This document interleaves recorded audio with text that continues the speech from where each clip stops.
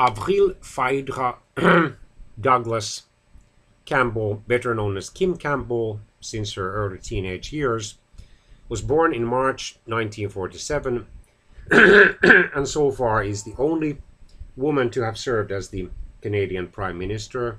Her term was very brief, only from June the 25th to November the 4th, 1993.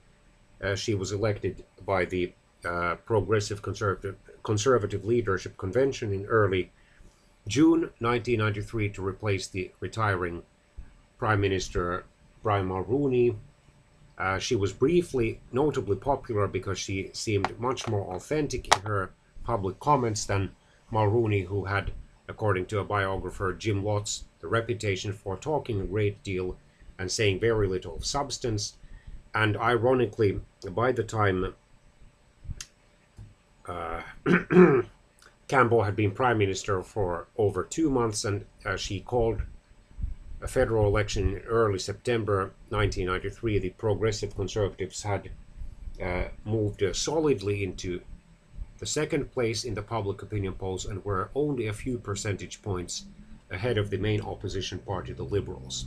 However, already on that day, September the 8th, 1993, the trouble started when, at a press conference following the election announcement, one journalist asked Prime Minister Campbell if she had a program for overhauling, plan for overhauling Canada's social programs. Campbell answered that the election campaign simply was not long enough for her to discuss such an overhaul, complete overhaul. However, one journalist claimed that Campbell had supposedly answered the question that the election campaign was not the time to discuss serious issues. That was actually not what she said. She also told Canadians to expect high unemployment and inflation rates until the end of the century, which of course also made her popularity fall. Her campaign seemed very poorly run, to quote a contemporary Canadian history book, and by early October 1993, the Progressive Conservatives had tumbled already to the 20% range, and it was clear that they would be massively defeated. However, the magnitude of their defeat, which was partly caused also by that very disgusting television ad that mocked Jean Chrétien's facial paralysis, and which even a number of progressive conservatives objected to. The magnitude of the defeat became known on election night on October the 25th, 1993, when the Progressive Conservatives collapsed to just 16% of the popular vote and only were able to elect 2 members to the House of Commons, neither one of whom was Prime Minister Campbell. One of them was Campbell's strong challenger, second place finisher at the 1993 Progressive Conservative Leadership Convention, Jean Charest. The other one was Elsie Wayne.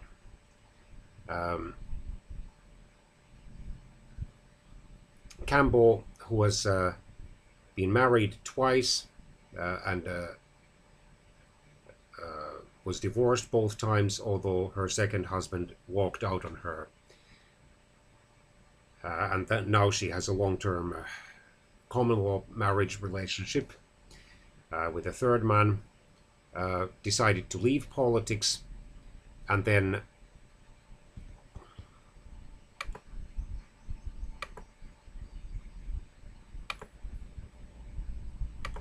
she published an autobiography, Time and Chance, in 1996. The book became a Canadian bestseller.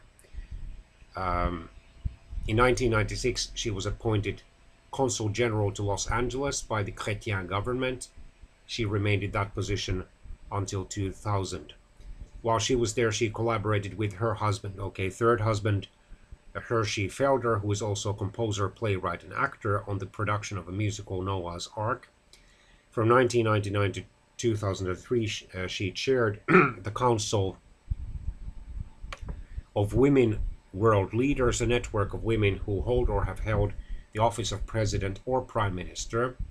She was succeeded by former Irish President Mary Robinson. From 2003 to 2005, she served as president of the International Women's Forum.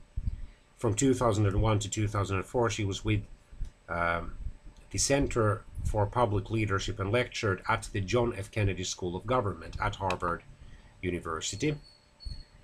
Campbell chaired the steering committee of the World Movement for Democracy from 2008 to 2015.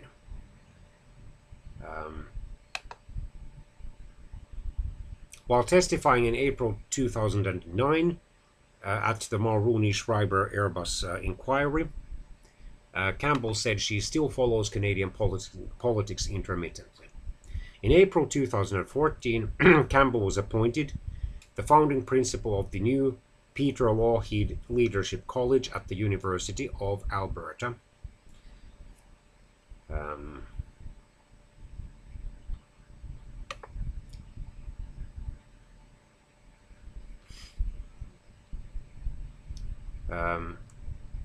As Justice Minister from 1990 to 1993, Campbell brought about a new rape law that clarified sexual assault and whose passage firmly entrenched that in cases involving sexual assault, no means no. She also introduced the Rape Shield Law legislation that protects a person's sexual past from being explored during trial. Campbell was ranked number 20 out of the first 20 Prime Ministers of Canada through Jean Chrétien by a survey of 26 Canadian historians used by J.L. Granatstein and Norman Hilmer in their 1997 book, Prime Ministers Ranking Canada's Leaders. In 2011, in a follow-up article co-authored by Hilmer for Maclean's magazine, a new survey of over 100 Canadian historians ranked Campbell last among Canada's first 22 Prime Ministers through Stephen Harper. By education, she's a lawyer. She earned first an honors bachelor's degree in political science from the University of British Columbia in 1969, despite having actively participated in extracurricular activities. She then completed a year of graduate study at that school to qualify for doctoral level studies. She tried to finish a PhD on the Soviet government but did not. In 1983, she earned a bachelor's degree in law from the University of British Columbia, being then called to the British Columbia Bar in 1984 and practicing law in Vancouver until 1986. She was hired for part-time lecturing, university lecturing in British Columbia, and then became involved in the Social Credit Party. In 1983, she was a candidate in the provincial legislative elections, but was defeated in 1986. She did win a seat after having placed, however, last in the British Columbia Social Credit Party's leadership election that earlier that year. She was strongly opposed to the populist right-wing premiership of William van der Zalm and remained on the backbenches, and then conveniently switched parties in 1988 when she decided to become the Progressive Conservative candidate for Vancouver Centre. She was very narrowly elected. She first became the Minister of State for Indian Affairs and Northern Development in 1989, and then moved in 1990 to the Minister of Justice portfolio, and then in January 1993 became the Minister of National Defence and Minister of Veterans Affairs.